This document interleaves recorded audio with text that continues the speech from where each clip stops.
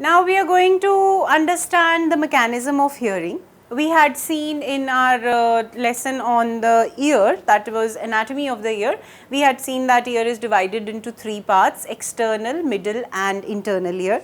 In the internal ear part, we had left the cochlear part because we were to study it in the mechanism of hearing. So that is what we are going to do. We are going to understand what the internal ear is all about if we have to see it from the point of view of cochlea and how cochlea plays an important role in hearing. And before going to that, we will see what is actually the mechanism of hearing if we have a gross overview of it and you look at it, how the hearing takes place. See, these are the two ears, that consider them these two as your own ears. You have the external pinna that is present. There is an external auditory meatus, that is the ear canal, auditory canal on the both sides. There are eardrums which are present. This much part is the external ear, alright. This much part. Now in this auditory meatus we have a certain sebaceous glands which keep on secreting the earwax. This pinna is for taking the maximum vibrations. The vibrations enter and they come and fall on the tympanum. This tympanum is the eardrum. Now this tympanum is in continuity with the middle ear, and middle ear comprises of the eustachian tube which goes to the pharynx basically, and this part is having the three ear ossicles on both the sides.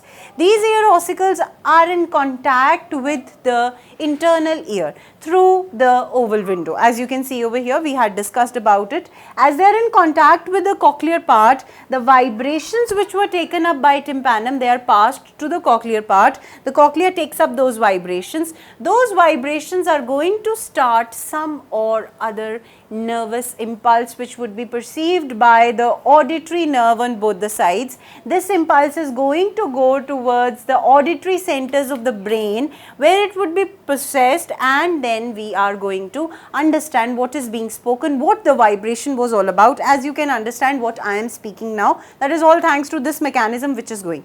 Now before we go to the proper understanding that what actually is happening in this part, this is the part where you are going to perceive the vibrations and understand, and from where the impulses would be generated, so that you get to know what the vibration is all about, whether it is a bird chirping or it is a teacher's voice or it is some beautiful song that you are listening to. It is all going to be taken up here and perceived over here. And then we are going to study about this part as well, which is responsible for maintaining the balance of the body. You don't roll like a ball anywhere, you stand still, you are in an equilibrium position, all thanks to that vestibular part. We are going to study that one by one. But before going to the proper mechanism, we need to understand the structure of cochlea, because this is not cochlea, this one is structure of cochlea. When we study about structure of cochlea, let us understand it from the point of view of bony and membranous labyrinth. Now these are the new words. Labyrinth is the word which is used for the reference made to the internal ear. Whenever I am using the word internal ear, I can use it interchangeably with labyrinth, okay. Now when we talk about internal ear, it is, I told you in the beginning, it is like this, the snail shell that we were talking about, like this, it is coiled like this.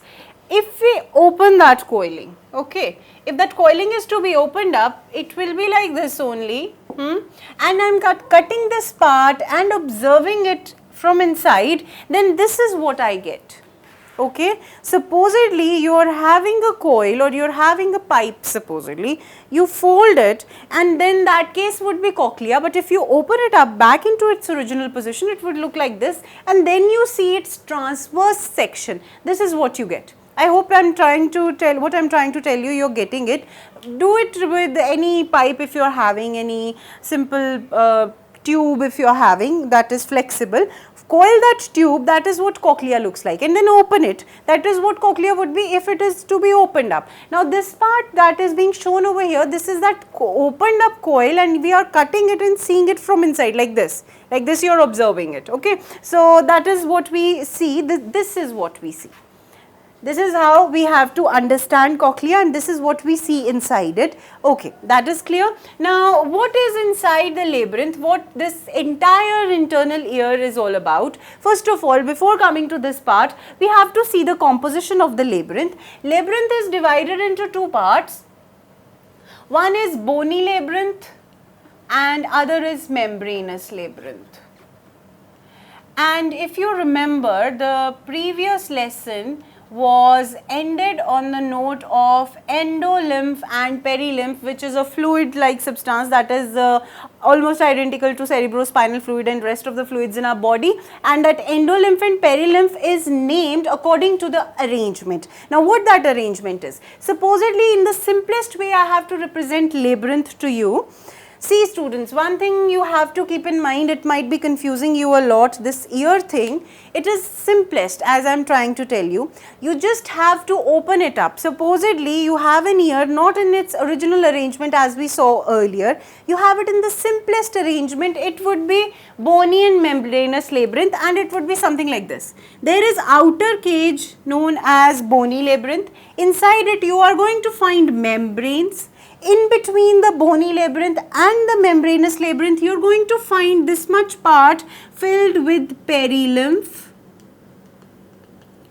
and this part will have endolymph. This is the simplest presentation I am telling you. Now, because there is a lot of coiling inside the ear, as you can see this part, I will bring you back. See, this is also a coil. This is also a coil. Total coiling is there. Because of so much of coiling, the arrangement varies, and it varies at different parts, and that arrangement of endolymph and perilymph is responsible for bringing about the vibration chains, and that is responsible for further both equilibrium and hearing purposes. So this is what we have. This is complex coiled structure. If it is to be represented in the simplest way, it would be like this. It is just the same example as I told you. You are having a tube, you just coil that tube will undergo lots of coiling, and if you cut that tube in total, then you will have a different arrangement. But if you cut that tube after opening up, it would be the simplest arrangement. Alright, this is as again I would give you the example of snail's shell. If you break the shell from right in between as it is in the shell arrangement, you are going to find many tubes and many compartments inside it. But if you open it up, then you are going to find a simple tube like structure. Same is over here. Now I am just putting so much stress over it because I myself took a long time in understanding that what this ear is all about. That is why I am trying to tell you that don't get confused that what all is happening inside our ear. Just keep in mind in the simplest terms. In case you understand it, nothing better than that. Now see this. This bony and membranous labyrinth are arranged in such a way that outer one is perilymph. So you find the membranes inside that are scattered inside the perilymph, and inside the perilymph, wherever the membrane is coming, it is enclosing the endolymph. Now the movement in this fluid or any sort of vibration in this fluid would be responsible for maintaining the balance as well as responsible for generating any sort of impulse that would be taken up by some membrane. Now, because we are talking about hearing thing, we have to see what cochlea has. Cochlea is having, as you can see over here, this is a membrane known as vestibular membrane. This membrane is known as tectorial membrane. We have basilar membrane. Okay, so what we have is, we have two membranes that we have to remember. One is vestibular membrane and other is basilar membrane. Now, basilar membrane separates the endolymph from the perilymph. See, it is just again the same example. If you break the shell of that snail that is coiled like this, if you break it, what you are going to see is, first of all, it would be broken like this.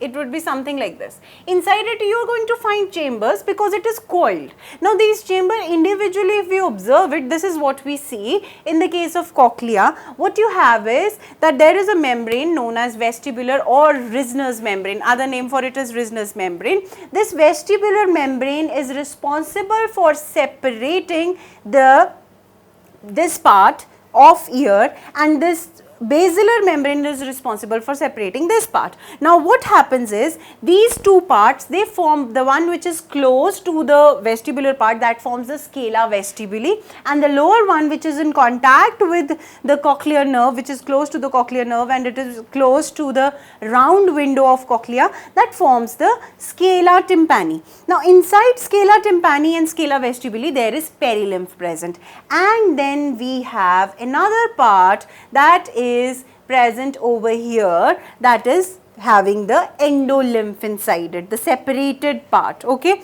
Now the separated part, this is the cochlear duct, inside it we are having the endolymph. Now pay attention, the basilar membrane which separates scala tympani from this central part, endolymph, it has organ of Cotai. It is named after the famous scientist Cotai who discovered it, and this organ of Cotai has the tectorial membrane which has hair, and this is in contact with the cochlear nerve. Now these hair, whenever there would be vibration inside the endolymph, these hair are going to move, they are going to generate a potential in this tectorial membrane which is in contact with this part, that is the organ of Cotai. The hair, they move and the impulse is being generated. When the impulse gets generated, it is taken to the brain's part and over there it is processed, and then the motor signal arrives again. So this way you are going to hear the things, that is a vibration was to be generated in the hair cells of organ of Cotai which is responsible for hearing. Now see, impulses came, impulses won't be the right word, it would be vibration came, that vibration moved the eardrum of your ear, it went to the ossicles which further enhanced its vibrations frequency, or you can say they were responsible for enhancing the vibration further. It was taken up by the oval window, it further moved the cochlear duct, it came to the scala vestibuli, it moved to the endolymph part. In the endolymph part, the movement was perceived by the organ of Cotai, it went to the brain and some of it was absorbed by the scala tympani as well. In this way, the entire part, the entire hearing mechanism takes place. Now coming to the vestibular apparatus, how this mechanism is also assisting the part of equilibrium. See, this is the vestibular apparatus, as you can see this is cochlea, keep that aside. Over here we have saccule and utricle, we had seen in its diagram earlier. This part is, this swelling part is known as ampulla. Now we have to see that what is present in the macula of utricle and saccule. You see over here there are hair cells which are present. We have to remember that in the saccule and utricle there is otolith organ which is present. This otolith organ is responsible for generating that equilibrium potentials inside the hair cells, and those hair cells are in contact with vestibulocochlear nerve which is a cranial nerve, and it is responsible for generating the equilibrium, maintaining the equilibrium. What we see in the otoliths of macula and macula of utricle and saccule is that there are hair cells. Whenever there would be movement inside the endolymph, these hair cells would move and it would be responsible for generating or maintaining the equilibrium. Coming to the ampulla, ampulla has crista ampullaris which is responsible for generating, maintaining the equilibrium. Now this ampulla's crista ampullaris, it is also having hair cells, as you can say. If the hairs are moving like this, we will be able to maintain the equilibrium in this posture. We also have the equilibrium like this. We also have equilibrium like this, that is to be maintained. So whatever this particular orientation or whatever this particular semicircular canal is having in its orientation, that means if it is to be represented like this, we said that they are represented in three axis of a three-dimensional representation. They are present at 90 degree to each other, and this 90 degree would be responsible for that particular equilibrium condition. What you have to remember is that this ampullaris, crista ampullaris in the ampulla has hair cells. Movement in hair cells is responsible for making the equilibrium. Movement in the hair cells of macula of utricle and saccule is yet again responsible for equilibrium. And what brings the movement of the hair? It is the lymph, endolymph, that is moving. In case supposedly you are rotating and rotating and rotating, what happens after some time? It takes a few seconds for your head to come to balance. Do it, you will get to know what I am talking about. Start rotating on your point, and what happens after 1 or 2 minutes of rotation is that you start, your head is going like this. It is not your head which is going, it is basically the lymph that is going that way, these hair are moving that way, and that is why it takes some time to get back to the original condition. So this is what we had in the mechanism of hearing. I hope it is clear to you now. Basically, it is the mechanism which is very clear, that is just the generation of nerve impulse. What we have to learn is that how that nerve impulse is generated in terms of anatomy. So for that we saw the arrangement, or we saw the anatomy of cochlea, and we saw how the lymph moves, what is responsible for the movement of endolymph, what is in contact with endolymph, that was the tectorial membrane. What was present on tectorial membrane were the organ of Cochlea, which had hair, tectorial hair, whose movement was responsible for generation of impulse. And once the impulse is generated, rest of the mechanism is similar, that change of polarization, repolarization, and how that potential moves from one point to another. It reaches the brain, it is perceived, and we hear the things. So this is all about mechanism of hearing, and with this we are done with our